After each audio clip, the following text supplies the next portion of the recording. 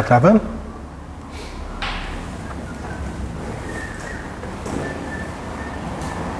Boa noite, irmãos. A paz do Senhor, tudo bem? Boa noite, a paz. São 20 horas. Nós vamos começar o nosso estudo aqui de Apocalipse. Pastor Pedro me deu esse privilégio de continuar a explanação da semana passada. E na semana passada nós falamos sobre Apocalipse 13. Mas nós não conseguimos percorrer o capítulo todo. E talvez tenham ficado algumas dúvidas. E eu não fiz a interpretação versículo por versículo. Grosso modo, eu dei a introdução, os irmãos entenderam o contexto do capítulo. Então hoje, a minha pretensão aqui é que a gente termine o capítulo de Apocalipse 13 todo, interpretando versículo por versículo e apresentando as 3 linhas de interpretações principais do capítulo. Vamos orar? Senhor nosso Deus, nosso Pai, muito obrigado, Senhor. Obrigado pelo privilégio de estarmos aqui em igreja, em congregação, para estudar a palavra do Senhor, o livro da revelação que o Senhor Jesus Cristo revelou à sua igreja e já nos foi revelado. E nós carecemos, e eu também careço, do Espírito Santo para termos iluminação e entendimento sobre o significado desta passagem. Eu clamo ao Senhor que nos dê paz, Santo Espírito, que ilumine tanto a minha exposição quanto também os questionamentos, o entendimento meu, dos meus irmãos e irmãs, que tudo seja feito para a honra e glória do teu precioso nome, em nome de Jesus. Amém.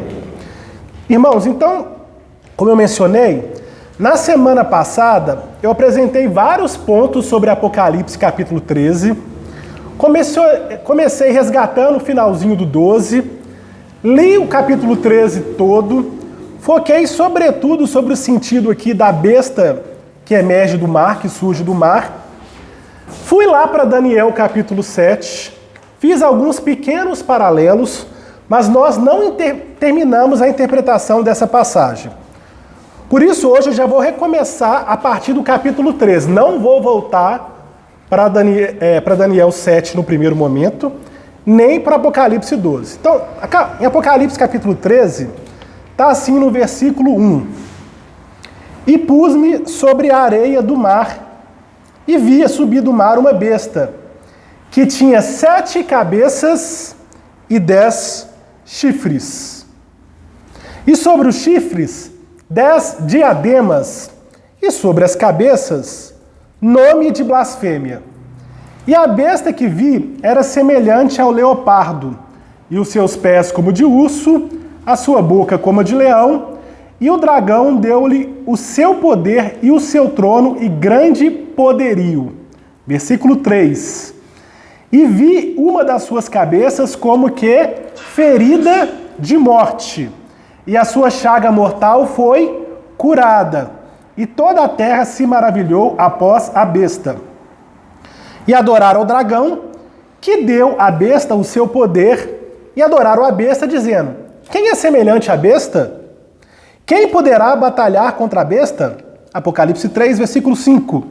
E foi-lhe dado uma boca para proferir grandes coisas e blasfêmia, e deu-se-lhe poder para continuar por 42 meses. E abriu a boca em blasfêmias contra Deus, para blasfemar do seu nome e do seu tabernáculo, e dos que habitam no céu. Foi-lhe permitido fazer guerra aos santos e vencê-los, e deu-se-lhe poder sobre toda tribo, língua e nação. E adoraram-no todos os que habitam sobre a terra, esses cujos nomes não estão escritos no livro da vida do Cordeiro, que foi morto desde a fundação do mundo. Se alguém tem ouvidos, ouça. Se alguém leva em cativeiro irá. Se alguém matar a espada, necessário é que a espada seja morto. Aqui está a paciência e a fé dos santos. Então vamos recuperar ali, voltando para o versículo 1. E pus-me sobre a areia do mar e vi subir do mar uma besta. Primeiro ponto aqui. Já apresentei na semana passada que a questão de estar sobre o mar tem relação com Daniel 7. Mar traz a ideia de turbulência. Mar traz a ideia de agitação. Mar traz a ideia de caos. Então, quando a besta que surge do mar, essa besta surge de um contexto atribulado, turbulento, caótico, movimentado, perigoso. Mas aqui tem alguns pontos importantes. Primeiro, será que tem um significado específico no mar? Apocalipse 17 vai explicar isso, e aqui eu vou dar um pequeno spoiler. Quando a gente chegar em Apocalipse 17, seja qual semana que vamos chegar lá no estudo, lá vai apresentar claramente o significado da besta, das 7 cabeças, dos 10 chifres, do mar. Mas aqui eu vou apresentar para contextualização. Então eu não vou ler o capítulo 17 inteiro, vai chegar lá e vai ser o momento de explanar o texto. Mas só para contextualizar, já vamos para Apocalipse 17. Em Apocalipse 17, no versículo de número 7, diz assim, Apocalipse 17, 7. E o anjo me disse, por que te admiras? Eu te direi o mistério da mulher e da besta, que atrás, a qual tem 7 cabeças e 10 chifres. A besta que viste foi e já não é, e há de subir do abismo, e irá à perdição. E os que habitam na terra, cujo nome não estão escritos no livro da vida, desde a fundação do mundo, se admirarão, vendo a besta que era e já não é, mas que virá. Observa que tem pontos importantes aqui. A besta, ela era no passado, ela é e virá. Então está apontando aqui para tempos diferentes. Tempo no passado, tempo no presente e no futuro. Era, é e virá. Vamos continuar. Aqui, versículo 9. Há sentido que tem sabedoria. As 7 cabeças são 7 montes, sobre quais a mulher está assentada. Sobre a mulher eu não vou mencionar agora, porque vai chegar no momento do capítulo 17. Mas observa que fala que as 7 cabeças são 7 montes. São também 7 reis. 5 já caíram, um existe e o outro ainda é vindo. E quando vier, convém que dure pouco tempo. Aqui vamos parar. Observe o seguinte, está explicando o que são as 7 cabeças. Ao mesmo tempo, são 7 montes e ao mesmo tempo são 7 reis. Primeiro ponto. Quais cidades nesse tempo aqui de João, famosas no contexto bíblico, foram construídas sobre 7 montes? Vocês saberiam dizer algumas? Pode falar alto, eu não ouvi. Uma delas era Jerusalém. Jerusalém era uma cidade construída sobre 7 montes. Eu não vou lembrar o nome de todos, eu vou citar alguns. Monte Moriá, Monte Sião, Monte das Oliveiras, Monte Escopos. Alguns intérpretes sugeriram que esses 7 montes fossem Jerusalém. Eu não concordo com essa interpretação, mas estou apresentando para vocês. A outra cidade famosa, que era construída sobre 7 montes, era Roma. Roma é a cidade construída sobre 7 colinas. Também não vou lembrar o nome das colinas. Mas isso parece ter clara relação com o Apocalipse, haja vista que quando João escreveu esse livro, a igreja estava sendo perseguida pelo imperador Domiciano. Então parece que esses 7 montes estão apontando, de fato, para Roma. Mas o texto continua. É também 7 reis. 5 já caíram, um é e o outro ainda há de vir. Olha que interessante. Eu mencionei na semana passada que uma das interpretações que a igreja rejeitou como herética ao longo da história foi a interpretação preterista, que tudo teria se cumprido no século I. Só que eu mencionei também que uma das interpretações é que a besta ali fosse Nero, ou Nero revivido, daqui a pouco eu voto isso. E o Nero foi o 5º imperador romano. O primeiro imperador foi Augusto, o segundo foi Tibério, o terceiro Calígula, o quarto Cláudio, o 5º Nero. Os preteristas usaram isso para falar, 5 já caíram no tempo dessa escrita desse livro. O Nero já tinha morrido, bateu. Aí fala, um ainda é. Então um aqui ainda seria um imperador nos tempos de João, da escrita de Apocalipse, que era o Domiciano, que estava exigindo, foi o primeiro imperador romano que exigiu ser cultuado enquanto estava vivo. Ele exigia que as pessoas chamassem ele de Senhor e Deus. Exigia um culto para ele em vida, sendo que já era comum o culto aos imperadores romanos após a morte. Os preteristas falam, então o imperador atual seria Domiciano. E quem que seria o outro? Aí a interpretação começa a cair por terra. Porque surgiram outros imperadores romanos que também perseguiram a igreja. E foram majoritariamente 7 grandes imperadores em aproximadamente 400 anos, na verdade 300. Entre Nero, 54 depois de Cristo, e Diocleciano, 313. Então não dá 400 anos, né? Vocês fazem a conta aí, fica mais fácil. Mas surgiram 7 imperadores. Mas aí a interpretação preterista já desandou. Você vê que não bateu só 5 perseguidores, tiveram 7. Depois que acabou Roma, não veio o último, que seria talvez o 8º rei, que está escrito aqui no texto. Aí surgiu uma outra interpretação. Fala, não, então talvez os 7, os 5 primeiros, talvez não fossem até Nero, que eu mencionei que não perseguiram a igreja. Porque o primeiro imperador romano que perseguiu a igreja foi Nero. E mesmo assim só foi local. Eles mudaram a interpretação. Não seria o primeiro, não seria Nero. Os 5 primeiros seriam ao longo desse tempo da perseguição da igreja. Aí vocês veem que já começa a surgir problema nessa interpretação. Não é à toa que a igreja vai descartar ela ao longo da história, tá? Mas eu quero citar para vocês saberem que existe essa linha de interpretação. De qualquer modo, algumas pessoas reinterpretaram o preterismo e falaram o seguinte, olha, esses 7 imperadores, os 5 que caíram, um que existe, o outro que virá, seriam os 7 imperadores romanos que perseguiram a igreja. Não sei se eu vou lembrar o nome de todos de cabeça, eu vou citar aqui. O primeiro Nero, o segundo Domiciano, o terceiro Décio, o outro Marco Aurélio, depois Valentiano, Diocleciano. Acho que eu saltei um. Faltou um aí, mas tem mais um na história, tá? Quem? Não foi o Plínio. Faltou um aqui, foi Marco Aurélio, Décio, não sei se eu falei o Trajano. Vamos de novo, vamos tentar aqui, ó.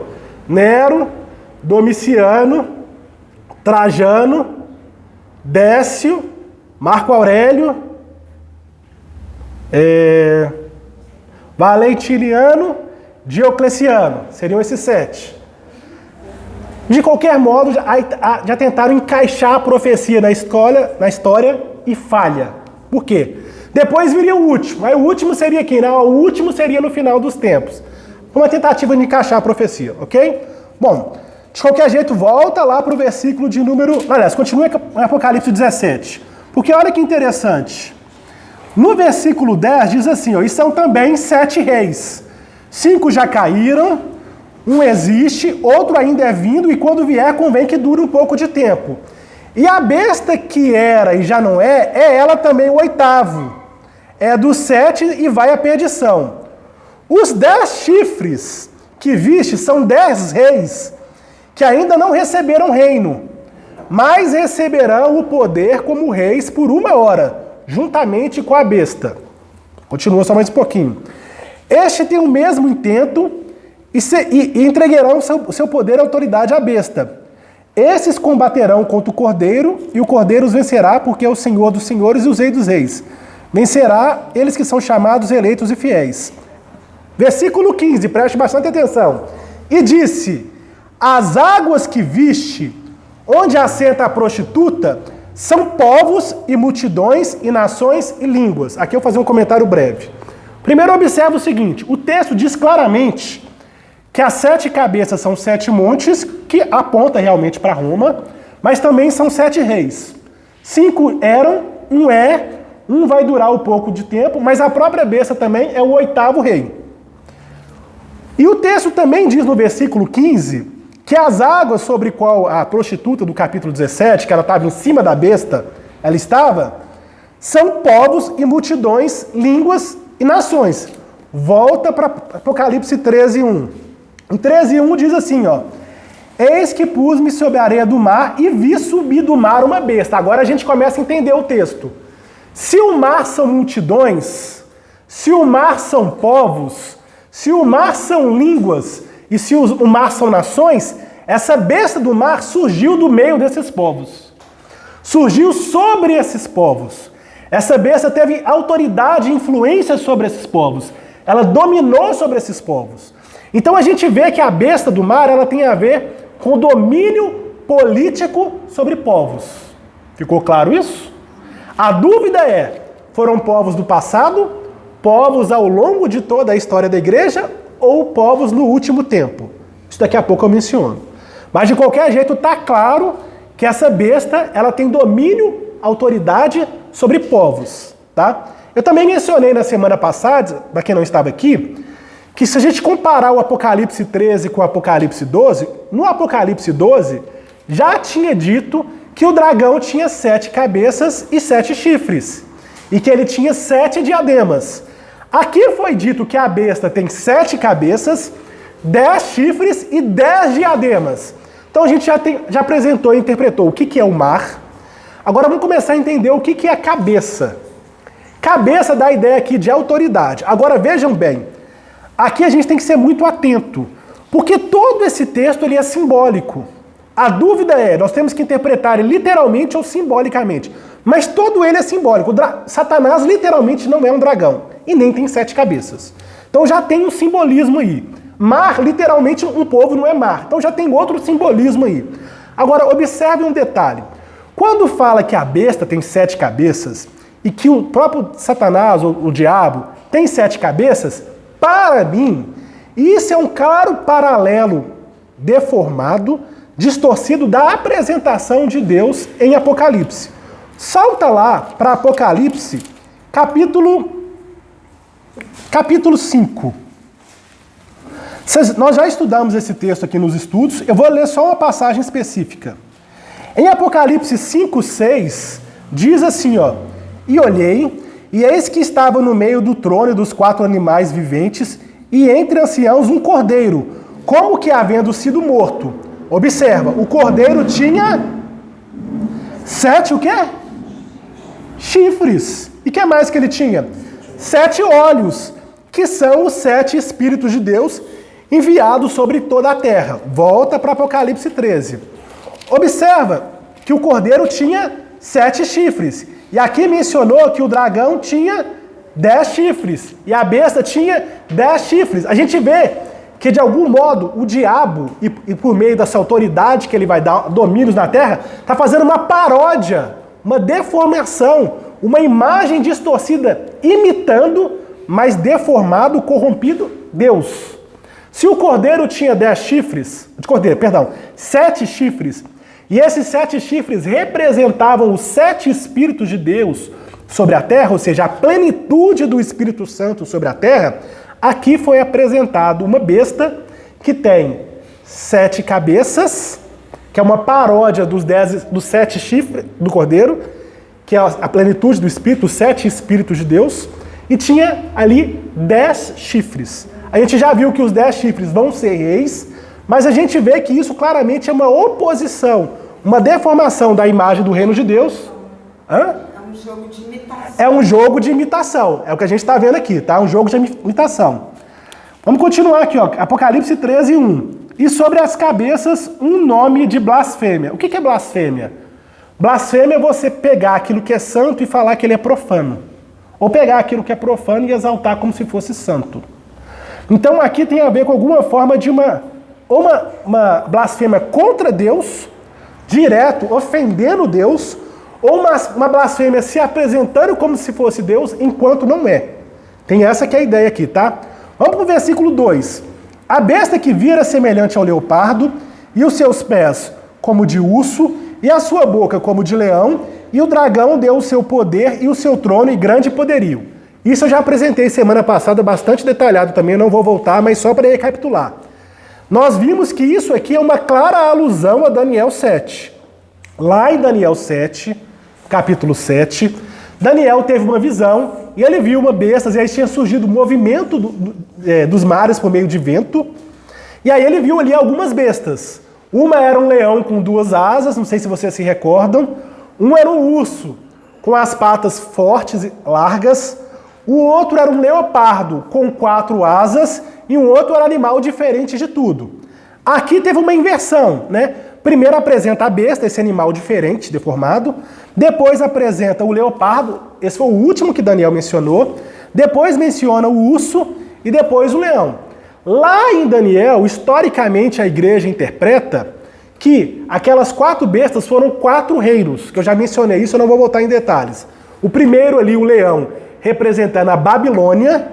O segundo ali, o urso, representando a Medo-Persa. O terceiro, o leopardo com 4 asas, representando a Grécia. E a última, diferente de todos, representando Roma.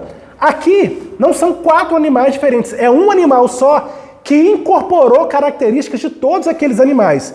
Eu apresentei isso detalhadamente na semana passada. A ideia aqui é, essa besta certamente está associada a domínio de reis, de nações, e ela tem essas características de todos esses impérios anteriores.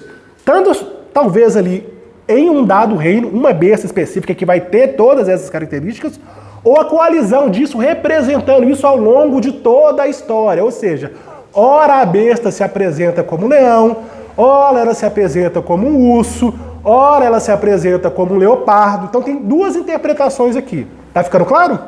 Vamos seguir.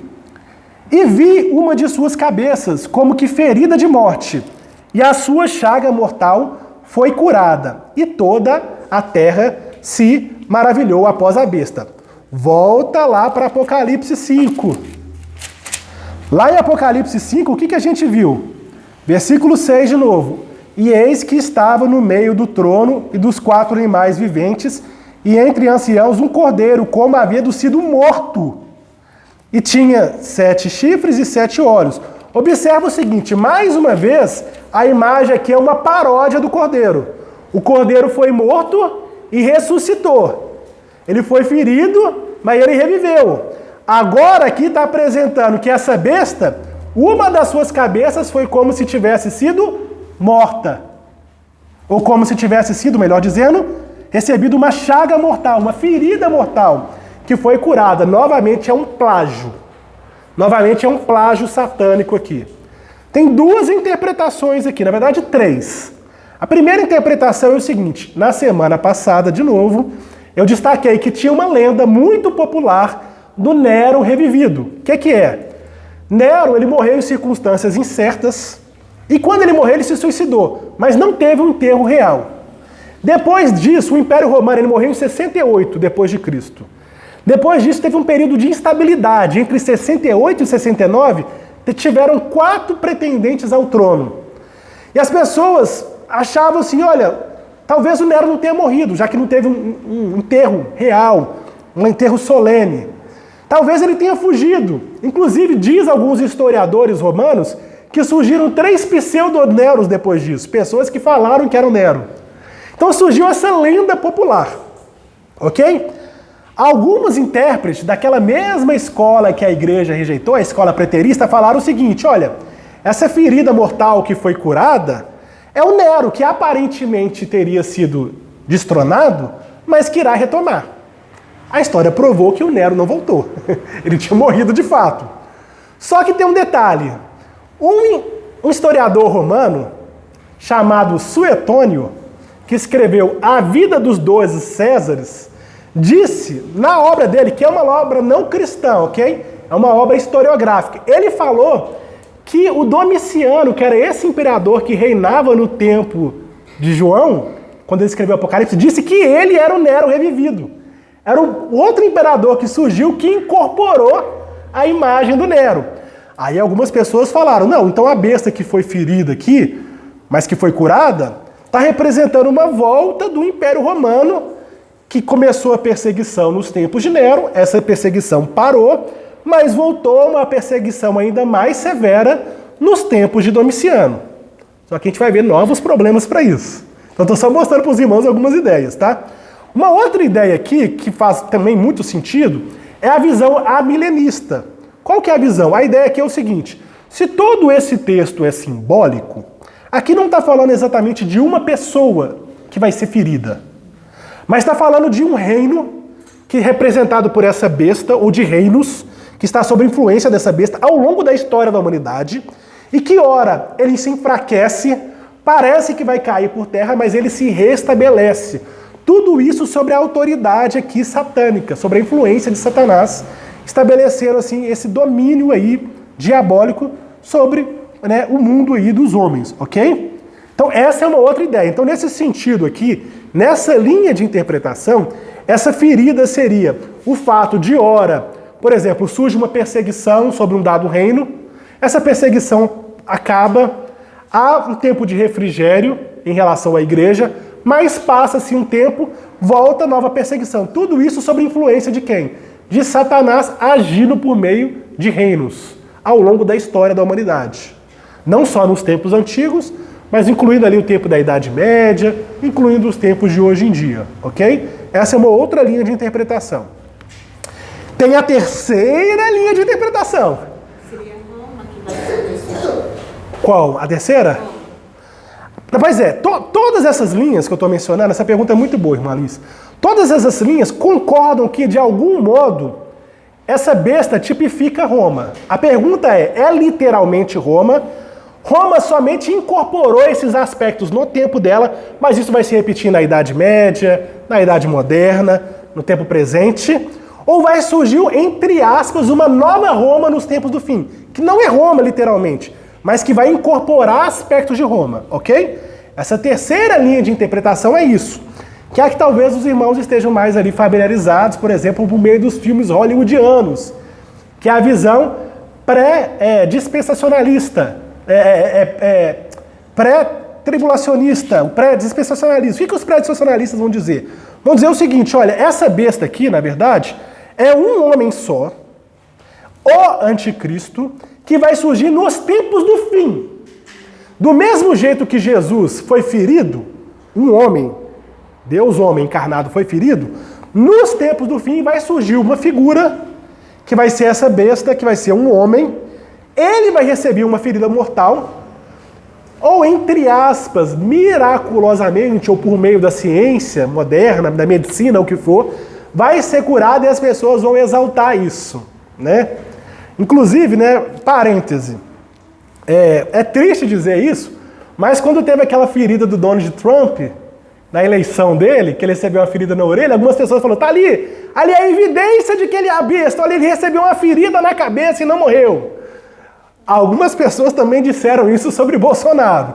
Recebeu a facada e não morreu. Deve ser do anticristo. A gente tem que ter muito cuidado com esse tipo de interpretação. Mas eu estou citando para os irmãos porque vocês vão ouvir falar disso possivelmente. Por quê? Porque aí você vai tentar achar o anticristo em todo mundo. Por exemplo, nos tempos do Hitler, ele sofreu várias tentativas de assassinato e as pessoas falavam, não morreu por quê? Porque é a besta. É o anticristo. E assim vai. São vários anticristos que aparecem. Pois é, aí que está a linha, né? A questão aqui é o seguinte, qual é o texto?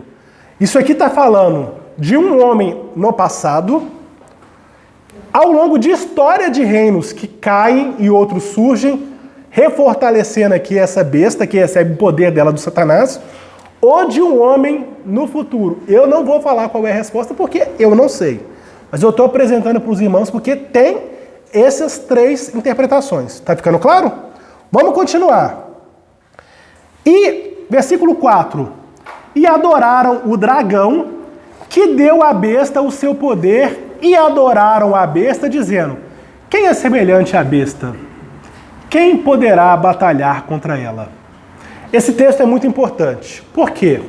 O que esse texto está nos mostrando? Seja qual for a interpretação correta, as pessoas que estão na terra, que não têm o seu nome escrito no livro do Cordeiro, que foi morto desde a fundação do mundo, vão adorar a besta. Como que isso pode acontecer? Por exemplo, nos tempos aqui de Domiciano, literalmente o Domiciano exigiu ser adorado. Ele exigia que se colocasse estátua deles em vários locais. E quando ele fazia isso, tinha cultos anuais e sacrifícios anuais. As pessoas faziam o quê, por exemplo? Elas chegavam até a estátua ali com um incenso e oferecia um sacrifício de incenso na estátua. Quando ele chegava na estátua lá do Domiciano, eles falavam assim, Domiciano é meu Senhor e Deus. Literalmente isso. Falava isso. Então isso já era uma forma de idolatria por meio do Império Romano que aconteceu nesses tempos. Ok? Isso ficou claro. Domiciano foi o primeiro imperador romano que fez isso em vida.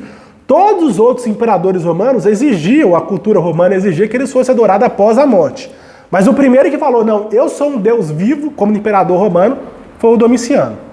Só que veja bem, essa seria a única forma da pessoa adorar uma autoridade ou um governo? Existem várias formas de fazer isso. Por exemplo, patriotismo. Quando as pessoas exaltam uma nação acima do culto que é devido somente a Deus. É uma forma de idolatria. Quando cresce a ideia de que a nação, nós somos os soberanos, é nós somos... E aí exaltar os próprios valores nacionais em detrimento do culto que é devido somente a Deus. Isso é um tipo de idolatria. Regimes totalitários fazem isso. Por exemplo, alguns imperadores, alguns reis, alguns governantes da terra fizeram estátuas deles e exigem que as pessoas cheguem lá e levantem a bandeira na frente delas, ou que ergam as suas mãos lhe exaltando. Isso também é uma forma de culto ao homem. Isso também é uma forma de idolatria. E se a interpretação amilenista estiver correta, as pessoas estão adorando as nações ao longo das eras, e estão mesmo. Se for analisar o tempo, é comum que haja uma associação em que nós somos superiores porque essa é a vontade de Deus. Nós temos que batalhar porque Deus quer que a gente esteja assim. Isso aconteceu inclusive nos tempos da Idade Média, quando muitas vezes a Igreja Católica Apostólica Romana fazia alianças com reis europeus, legitimizando, esse rei está aqui por vontade divina, e fazer com que todas as pessoas se sujeitassem ao rei, mas também se sujeitassem não a Cristo, mas à igreja, o que é um erro. Nós temos que ser sujeitos a Cristo, servir na igreja, mas não adorar a igreja, nem o líder da igreja, adorar a Cristo. Então a gente vê que existe base para o entendimento de que esse culto aqui à besta tem a ver com esse culto de todo esse sistema corrompido por ordem satânica, ok? Vamos continuar o texto. Versículo 5. E foi-lhe dado uma boca para proferir coisas e blasfêmias, e lhe deu poder para continuar por 42 meses. 42 meses corresponde a quanto tempo em anos? 3 anos e meio. Em Apocalipse aparece várias vezes essa expressão. 42 meses, 1260 dias, se eu não me engano, posso estar confundindo, mas acho que é isso mesmo. Aparece muitas vezes. Em Daniel, somente lá em Daniel, quando a gente leu isso na semana passada, o próprio Daniel fala que aquele animal iria reinar por um tempo, tempos e metade de um tempo, que dá a mesma ideia. Um tempo, um ano, tempos, mais de um ano, então 2, e metade de um tempo.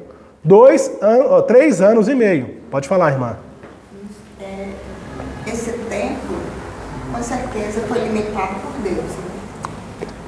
Com certeza. Deus limitou ao Satanás para agir. Exatamente. Agora veja bem. Esse tempo significa literalmente 3 anos e meio ou não? Isso também é um problema. Por quê? A gente já sabe que o número 7 simbolicamente representa perfeição. E 3 anos e meio é a metade da perfeição. Ou metade de um tempo, ou metade de um tempo de 7 anos. Existe divergência entre os intérpretes se é 3 anos e meio literais ou não. Por exemplo, os preteristas tendiam a crer que era perseguição literal de 3 anos e meio. Os amilenistas tendem a crer que isso representa um período não pleno. Ou seja, uma perseguição que tem a ver com isso, que a besta é ferida e ressuscita. Ou seja, uma questão intercalada, uma questão de alteridade. Não durante todo o tempo. Todo o tempo representaria os 7 anos.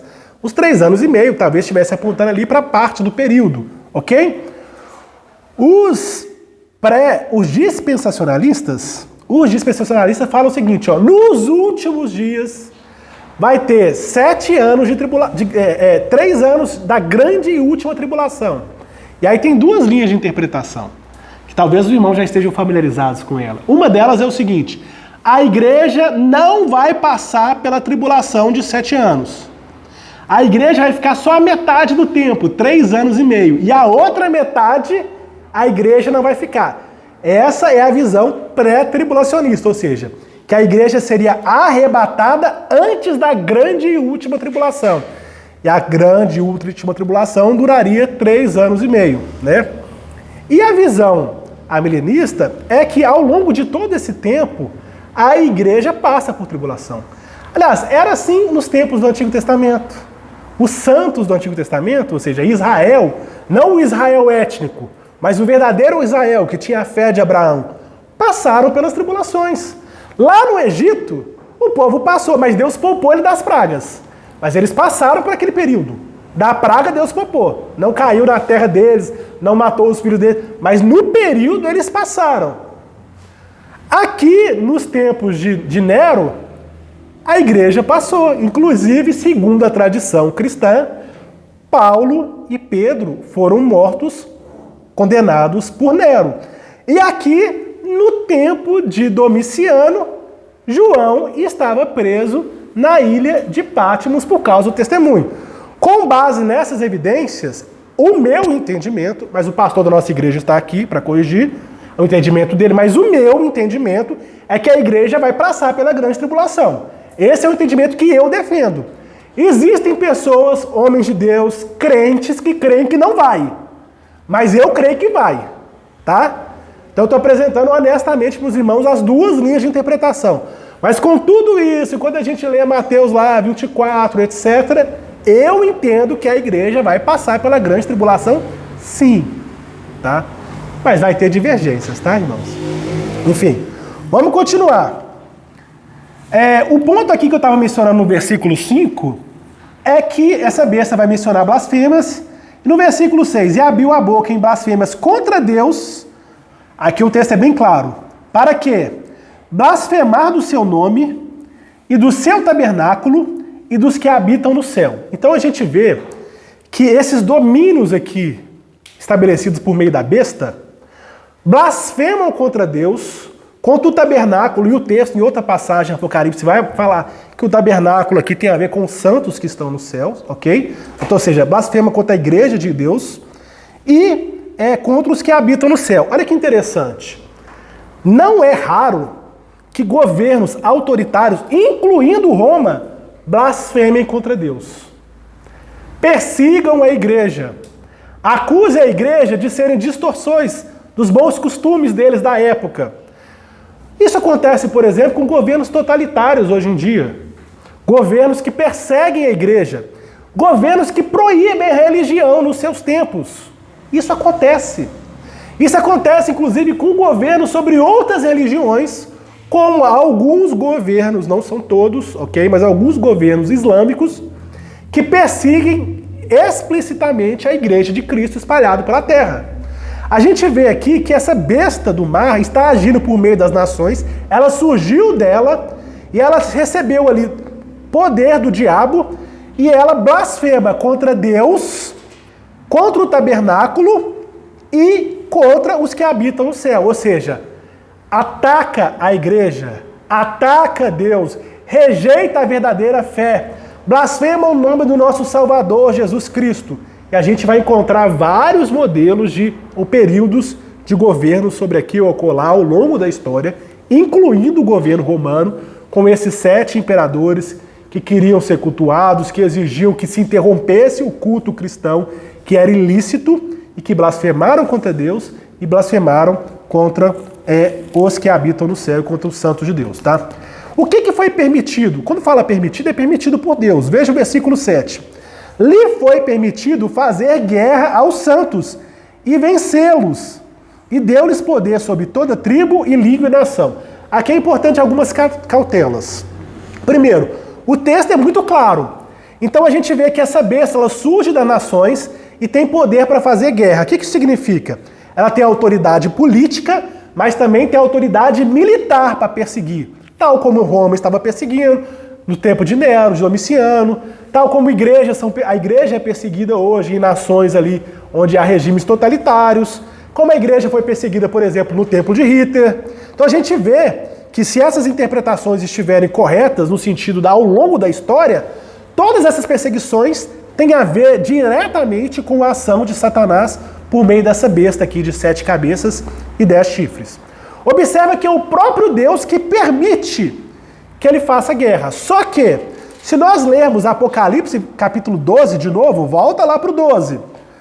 Em Apocalipse 12 diz o seguinte: e eu ouvi uma grande voz do céu que dizia, 12:10, agora é chegada a salvação e a força e o reino do nosso Deus e o poder do seu Cristo, porque já o acusador dos nossos irmãos é derribado, o qual diante de Deus os acusava dia e noite. E eles o venceram pelo sangue do Cordeiro e pela palavra do testemunho e não amaram a sua vida até a morte. Aqui que está o ponto. Quando a gente vê a igreja sendo perseguida, nós, enquanto cristãos, ficamos tristes. Porque são nossos irmãos que estão sendo perseguidos. Quando eu falo perseguição, é perseguição real. Só que aos olhos de Deus, aqueles que estão morrendo em nome de Cristo, venceram. Venceram por causa da palavra de Deus e do testemunho. Deus permite que a gente seja perseguido, mas isso é um meio que, através até mesmo da perseguição, a igreja vence. Então a aparente vitória dessas batalhas aqui do diabo não são vitórias reais. Porque ele persegue, as pessoas morrem, mas a questão da batalha aqui é o quê? Tem a ver com a vida eterna, tem a ver com o reino eterno. Quando nós somos perseguidos, nos tempos aqui de Roma, tinha um padre da igreja, que era Tertuliano, ele falava o seguinte: o sangue dos mártires é a semente da igreja. Quanto mais a igreja foi perseguida ao longo da história, mais ela cresceu e mais pessoas se converteram. Por quê? Deus usa as coisas loucas desse mundo para confundir as sábias. O diabo levanta os governos desse mundo contra nós e Deus levanta a sua igreja, os eleitos ali confessam a Cristo e não o rejeitam, não amam mais a sua vida do que amam Cristo. Estão dispostos a dar a sua vida por Cristo. E se a perseguição chegar até nós, seja aqui no Brasil, meu irmão, que você e eu tenhamos a mesma perseverança, a mesma fidelidade de amar ao Senhor mais do que a nossa própria vida. E se necessário, dar a vida por amor de Cristo. Isso é a maior honra que um cristão pode receber em Cristo, na vida, morrer pelo nome de Jesus. Vamos continuar. Adoraram-no, versículo 8, todos os que habitam sobre a terra, esses cujo nome não estão escritos no livro da vida do Cordeiro, que foi morto desde a fundação do mundo. Aqui tem 2 pontos importantes. Eu falei que tinha um ponto de cuidado, porque quando fala, deu-lhe poder sobre toda tribo, língua e nação, e todos os que habitam sobre a terra, sim, o texto está sendo extensivo. Está falando literalmente de todo mundo que habita sobre a terra, exceto aqueles que têm o nome escrito no livro do Cordeiro. Agora preste bastante atenção. Se a gente analisar toda a história humana, muitas vezes a gente não vai encontrar especificamente uma pessoa adorando, por exemplo, um imperador ou um governo que se diz divino. Mas a gente vai encontrar pessoas adorando outros ídolos, deuses falsos, rejeitando a Deus, blasfemando contra o Deus verdadeiro. Nesse sentido aqui, quando fala de todos os povos, todas as línguas, todas as nações, todos esses que não estão escritos no livro da vida do Cordeiro, está literalmente aqui, ou se estendendo a toda a história humana, ou seja, só tem 2 tipos de pessoas. E que o nome está escrito no livro da vida e o que não está. Esse é um tipo de interpretação. O outro tipo de interpretação seria, nos últimos dias, ou no tempo que surgiu aqui, né, segundo os preteristas, por exemplo, essa besta, algumas pessoas adoraram a besta. Algumas pessoas foram lá e adoraram a imagem do imperador. Algumas pessoas, talvez nos últimos tempos, se surgir um anticristo derradeiro mesmo, vão adorar esse anticristo. Então tem as 2 linhas de interpretação. Agora você fala assim, mas o que quer dizer todas? Estou tentando ser claro. Por exemplo, nos tempos de Nero e Domiciano, nem todas as pessoas adoraram ele. Todos aqui, segundo esses preteristas, seria uma hipérbole. É um modo de falar assim, todo mundo que teve a oportunidade de adorar, se não adorou é porque o nome está escrito no livro da vida e foi fiel. E se adorou é porque não estava, ok? Segundo os amilenistas, ao longo da história todo mundo ou vai adorar a Deus, adorar a Cristo depois que se converter, ou vai adorar esses sistemas perversos, corrompidos, sob o domínio satânico. E segundo ali os pré-tribulacionistas, eles vão dizer o seguinte: nos últimos tempos vai surgir o anticristo e ele vai exigir ser adorado assim como Domiciano exigiu. Ele vai ser uma pessoa que vai exigir ser adorado. Vamos continuar. Versículo 9. Se alguém tem ouvido, ouça. Se alguém leva em cativeiro irá. Se alguém matar a espada, necessário é que a espada seja morto. Aqui está a paciência e a fé dos santos. 2 pontos aqui. O que esse texto está dizendo? Está dizendo que nesse tempo, ou nesses tempos, ou ao longo desses tempos, a besta vai matar cristãos, porque ele foi lhe dada autoridade por isso, e vai levar cristãos também à prisão, ao cativeiro. Quem tiver que ir para o cativeiro, vá. Então, por exemplo, se você ou eu, ou qualquer um dos nossos irmãos, é preso em nome de Jesus, Deus já tinha determinado que assim seria. Foi permitido isso por Deus. Então, quem quiser, quem for cativo, vá. Isso vai acontecer. Não vai ser possível impedir isso. Segundo ponto. Se alguém matar a espada, necessário é que seja morto. Aqui é a questão da promessa de Deus da vingança, no sentido de que eles vão nos perseguir, mas Deus vai fazer justiça. Então, não vão ficar impunes os crimes que eles cometeram, as blasfêmias que eles cometeram contra Deus, contra o tabernáculo e contra os santos. Deus vai fazer justiça e a gente vê isso ao longo de Apocalipse, em que por causa dos males praticados pela obra de Satanás sobre a ação de governos humanos, Deus vai fazer justiça e enviar flagelos contra todos aqueles que adoram a besta e que se sujeitaram a ela. Tá ficando claro? Versículo 11. Vi subir da terra outra besta, e tinha 2 chifres, semelhantes ao de um cordeiro, e falava como um dragão. Esse texto é muito interessante, porque além da besta do mar, que surge desse lugar turbulento que é a água, surge a besta da terra, e terra dá a ideia de estabilidade. Estabilidade. Essa besta, ela tinha 2 chifres. A gente já viu, não vou voltar lá, em Apocalipse 5, que fala que o cordeiro tem 7 chifres. Lá em Daniel 8, não vou ler por causa do tempo, não tem a ver diretamente com essa profecia, mas vai ser citado que tinha um carneiro que tinha 2 chifres. E o próprio texto vai dar a interpretação. Lá em Daniel, não tem a ver diretamente com essa profecia. Vai dizer que os 2 chifres eram 2 reinos, a Média e a Pérsia. Um era maior que o outro, porque o reino da Pérsia foi maior na história do que o reino da Média. Aqui está citando uma outra besta e ela tinha 2 chifres. Daqui surgem algumas dúvidas. Esses 2 chifres vão ser 2 homens, 2 formas de autoridade, 2 aspectos desse domínio. Algumas pessoas vão entender que esses 2 chifres têm o aspecto da ação política e militar apresentado pela besta que surge do mar, e o segundo chifre, o aspecto religioso, que tem a ver com o culto e com a ideia, com os pensamentos, tá? Mas vai ter divergência sobre o significado desses 2 chifres aqui. Exatamente. Né? E aqui a irmã mencionou um ponto-chave. No Apocalipse 12, mencionou o dragão. Apocalipse 13, de 1 a 10, a besta do mar. No Apocalipse 13, de 11 a 18, a besta da terra. Lá em Apocalipse 16, versículo 13, está escrito assim, ó, e da boca do dragão, e da boca da besta, e da boca do falso profeta, vi saírem 3 espíritos imundos, semelhantes a rã. Muitos entendem então o seguinte, olha, quem seria aqui, né, a besta, citada em Apocalipse 16, 13? Seria a besta que surgiu do mar. Quem seria o falso profeta, citado em Apocalipse, 16, 13 mesmo? Seria essa besta que a gente está lendo agora, a besta que surgiu da terra.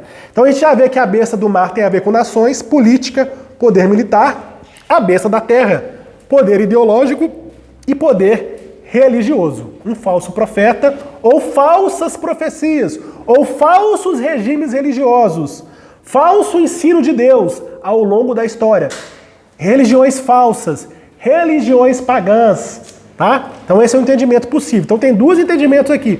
Ou é uma pessoa, o falso profeta, ou um conjunto de sistemas religiosos falsos. Então são duas interpretações possíveis. Olha o que essa besta que surge da terra faz. Versículo 12. Ela exerce todo o poder da primeira besta na sua presença e faz com que toda a terra e os que nela habitem adorem a besta, cuja chaga mortal foi curada. Então, o papel da segunda besta, a besta da terra, está associado à primeira, fazendo com que as pessoas adorem a besta que surge do mar. E isso a gente vê, inclusive, ao longo da história, essa associação entre política e religião, falsas religiões, levando as pessoas a se sujeitarem a homens, inclusive a adorar homens ou adorar falsas divindades. A gente vê isso na Babilônia, na Medo-Pérsia, na Síria, na Roma, né? Inclusive no mundo aí que a gente vive, inclusive nos dias de hoje. E até mesmo em movimentos ali arreligiosos, em que muitas vezes líderes políticos são adorados, são venerados, tais como se venerava divindades pagãs nos tempos de outrora, tá? Então a gente vê, por exemplo, ali figuras talvez como Mao Tse Tung, como Hitler, figuras extremamente autoritárias que exigiam sujeição completa a elas, tá? Bom, vou continuar aqui. Versículo 13. E faz grandes sinais, de maneira que até fogo faz descer do céu à terra à vista dos dois homens. Aqui tem um parênteses importante. Observe que essa besta ela tem 2 chifres e ela faz falsos sinais. Quando a gente volta em Apocalipse, capítulo 7... Desculpa, capítulo 7... Não, capítulo 7 não. Apocalipse, capítulo 11, me perdoem. Em Apocalipse, capítulo 11, é citado 2 testemunhas. A gente já estudou esse texto aqui no nosso livro. No nosso estudo de Apocalipse. É citado 2 testemunhas que profetizariam por 1270 dias, que é 3 anos e meio. E lá no versículo 6, Apocalipse 11, 6, elas têm poder para fechar o céu, para que não chova no dia da profecia, tem poder para, sobre as águas, converter em sangue, ferir a terra com toda a sorte de pragas, quantas vezes quiserem, né? Versículo 7, e quando acabar o testemunha, e a besta que sobe do abismo lhe fará a guerra, e as vencerá e a matará. Observe que interessante, aqui é um claro paralelo em oposição às 2 testemunhas. Se as 2 testemunhas receberam autoridade para enviar pragas à terra, quantas vezes elas quisessem, para fazer parar de chover, aqui, essa besta que tem 2 chifres, recebe ali algum tipo de capacidade para fazer sinal para que até mesmo faça do céu chover fogo sobre os homens. Então isso é um claro paralelo ali às 2 testemunhas. Isso aqui é literal ou simbólico? Literalmente ela vai ter autoridade para cair fogo do céu? Ou isso é simbolismo, no sentido de fazer cair opressão, turbulência, morte, massacre? Eu não sei. Vai ter as 2 linhas de interpretação, ok? Observe o capítulo 14. E engana os que habitam na terra com sinais que lhe foi permitido que fizessem em presença da besta, dizendo aos que habitam na terra que fizessem uma imagem à besta, que recebera a ferida da espada e vivia. Aqui vai ter 3 interpretações. A primeira interpretação é, esse falso profeta é um homem, ele literalmente vai estabelecer imagens ou um sistema religioso para fazer as pessoas cultuarem o anticristo ou a besta do mar. Aconteceu isso, por exemplo, nos tempos de Domiciano. Literalmente ordenava as pessoas, levantavam estátua e adoravam ali. Uma outra interpretação, no sentido do amilenismo, seria essa coalizão entre Estado e religião, e a religião falsa levando pessoas a adorarem falsos deuses, a adorarem as suas nações, a adorar qualquer tipo de ídolo que substitua o Deus verdadeiro. Esse é um outro tipo de interpretação. A terceira interpretação é que nos tempos do fim vai surgir o anticristo, o derradeiro, e ele vai exigir ser adorado assim como Domiciano exigiu. Tá? Só que aqui tem alguns detalhes. Por exemplo, observa que o texto fala que vai fazer uma imagem da besta. Versículo 15. E lhe foi concedido que desse espírito à imagem da besta, para que também a imagem da besta falasse, e fizesse o que fosse mortos todos que adoram a imagem da besta. Para muitas pessoas, e eu concordo que essa é uma crítica forte, a ideia de que uma imagem vai ter um poder sobrenatural, satânico, para falar, é pouco realístico. Isso parece realmente que o significado deste texto é simbólico, não é literal. No sentido de que, tipo assim, por meio dessa falsa religião, essa ideia da besta vai se propagar de boca em boca, vai levar pessoas a crerem naquilo ali, vai levar pessoas a acreditarem naqueles sistemas falsos. Ou seja, por meio da fala, isso aí vai ser proferido e levar pessoas a se continuarem escravas desse regime sobre o domínio ali da besta do mar, ok? Isso ao longo da história. Oi?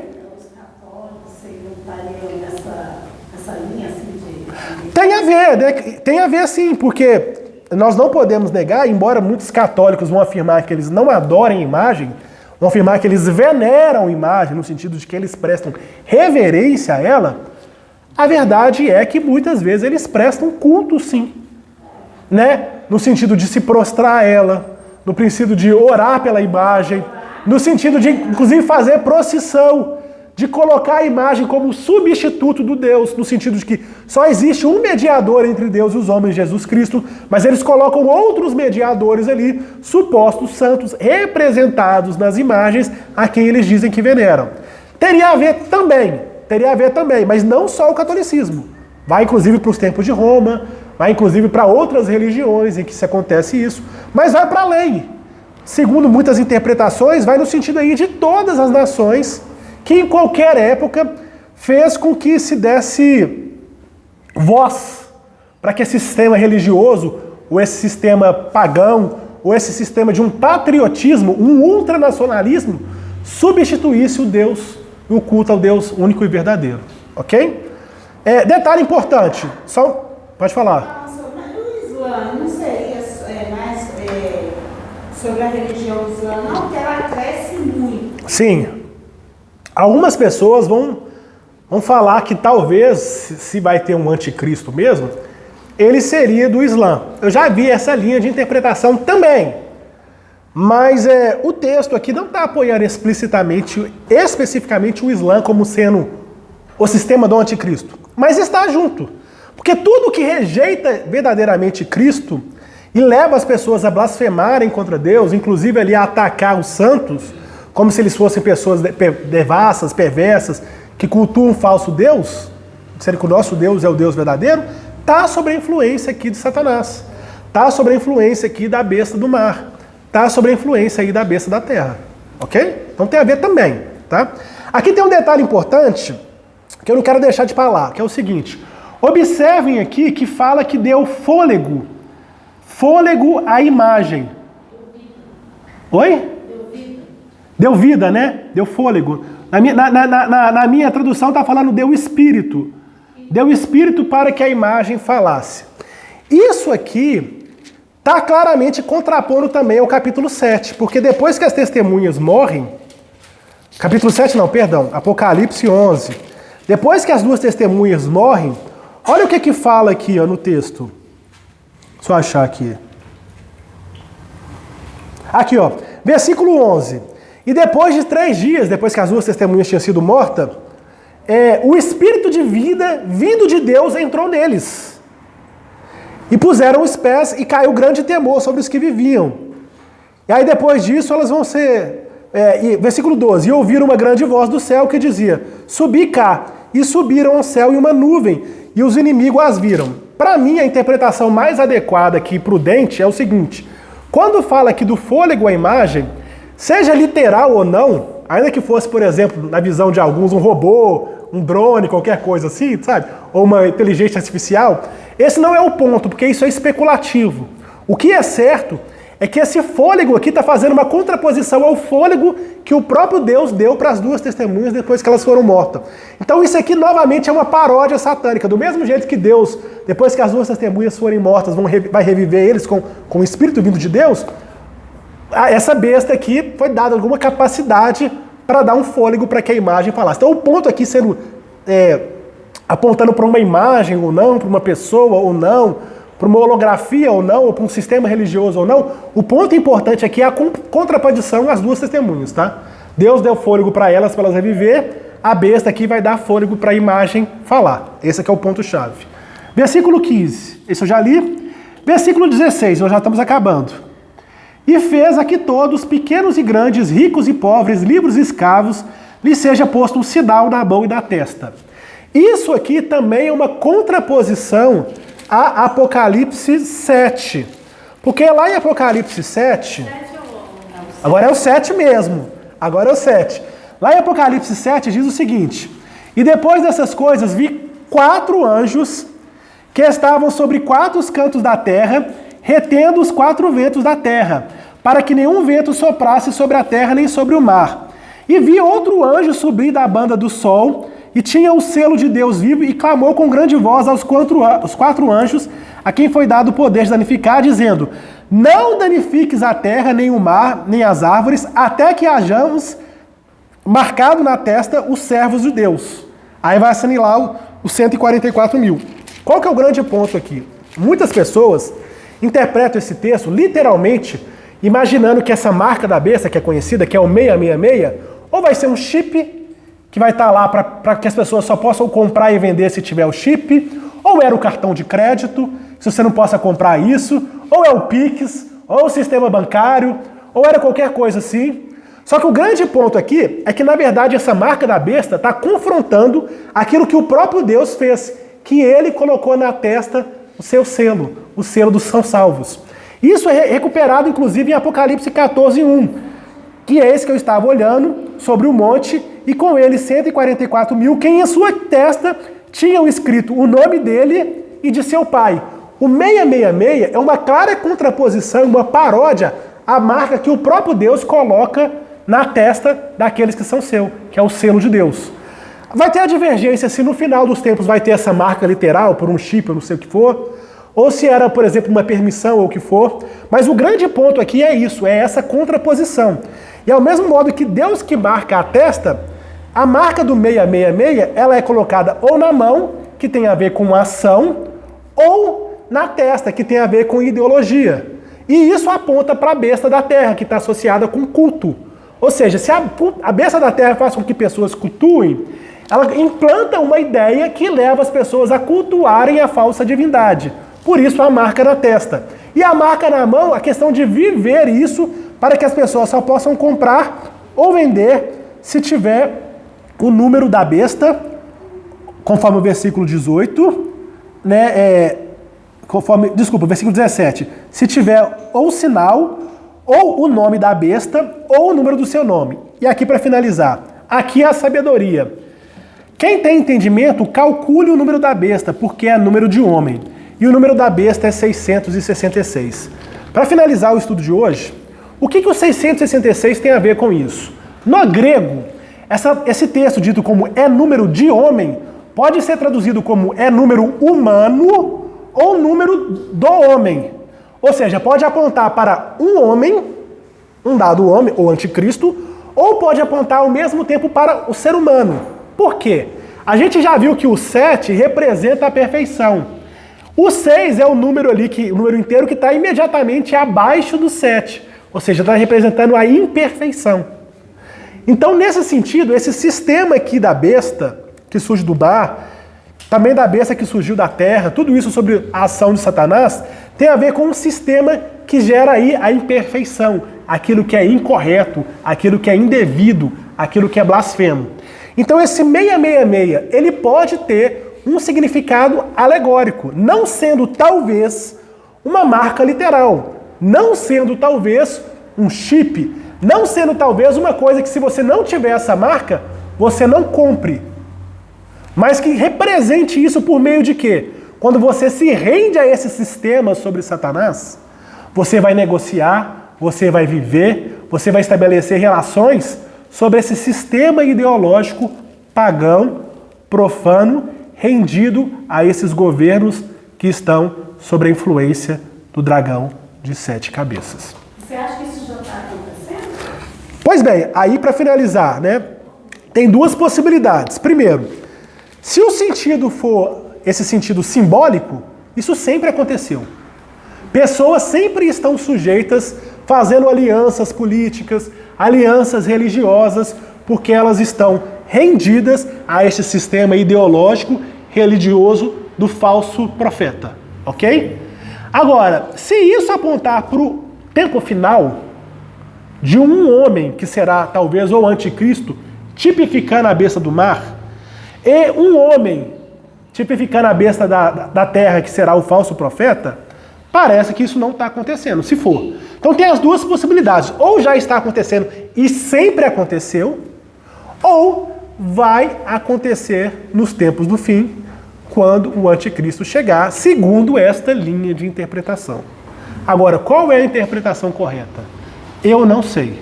Mas eu prefiro que os irmãos saibam essas ambas possibilidades. Na verdade, eu apresentei 3, né, disfarçadas. Para quê?